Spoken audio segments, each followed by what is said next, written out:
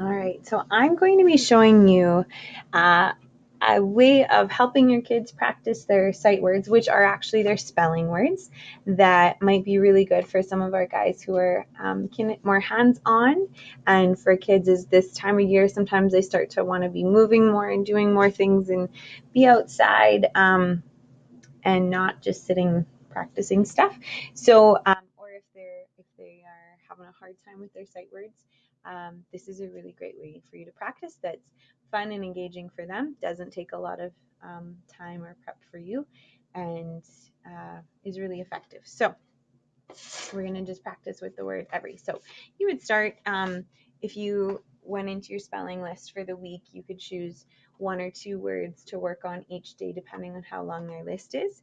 And so in the beginning you could have recipe cards. They write the word out, then you're going to practice seeing it. This is the word every. Every. Every. You can also talk about features of the word, like notice how this letter is falling. It goes down and these ones are all small. Things like that. And so then we always want to start with big movement and go down to small.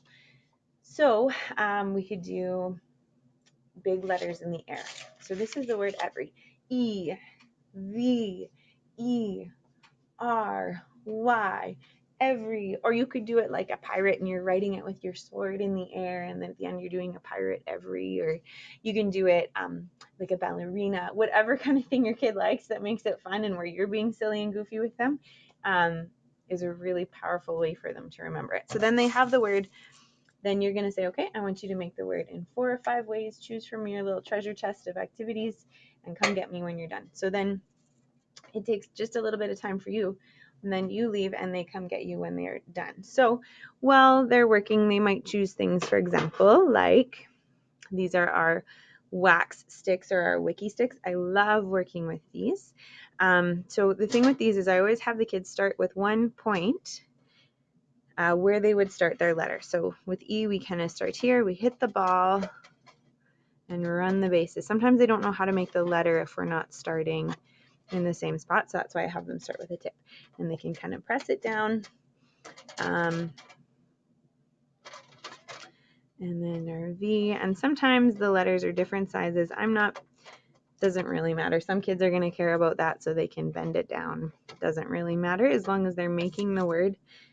And then again, we start with one point, hit the ball. You don't have to know this language. They might talk about it if they know it.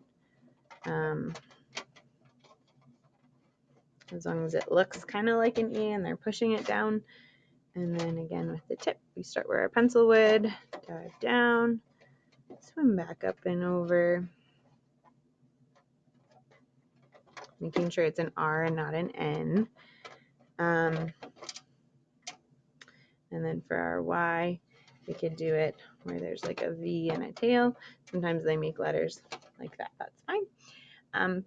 And then they might do it with pipe cleaners. Pipe cleaners don't hold their shape as well. I'm just gonna move it down here. So they'll just have the word in front for them to kind of copy, and they can make it with pipe cleaners. I already cheated and did it. These are a little harder. They don't hold their shape as well, but they work and they're soft and they're still doing a kinesthetic thing, and you can still see what they've done. And then they might do it with Play-Doh. They could draw it with chalk, where they're pushing with the chalk. It's good. The pushing sensation, they're using their muscles. So it's another sensory way for their brain to get that information. You could use sand or salt, and you can have a little container so they're not having to dump it out. And then they're smoothing it, and then they're writing in the sand or salt. So they're getting the feeling into their fingers.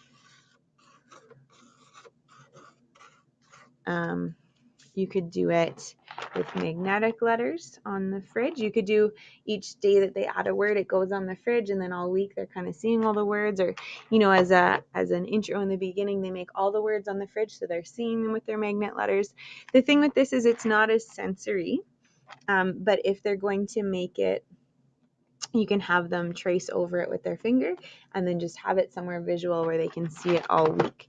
And then when they've done it in their 4 or 5 ways, they can come get you and they can show you.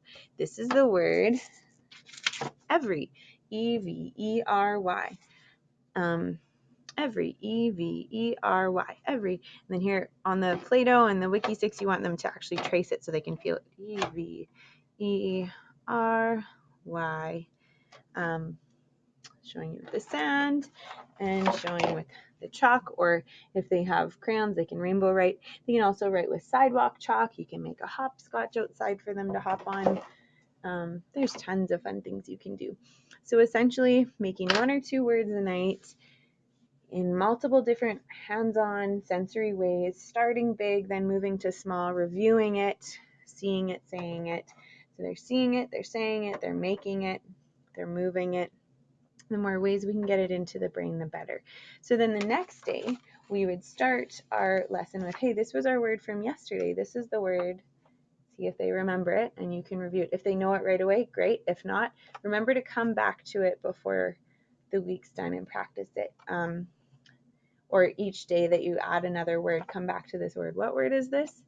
And just kind of keep it in. At school, we keep it in like a recipe box. And then you can kind of keep them in order or by your spelling lists each week. At the end of the week, before the spelling test, you can take all these words, you can hide them for them to find so they're getting their movement and their brain working that way, and then you can put them on the ground and play hopscotch or get a fly swatter and you call out the word and they have to swat it quickly. It's really simple games and things like that where it's not a lot of work for you. So they're making it, they're doing it, and then they show you at the end. The next day you review the word from the day before or from the week so far, and then you add in a new word. They make it, they come back and show you.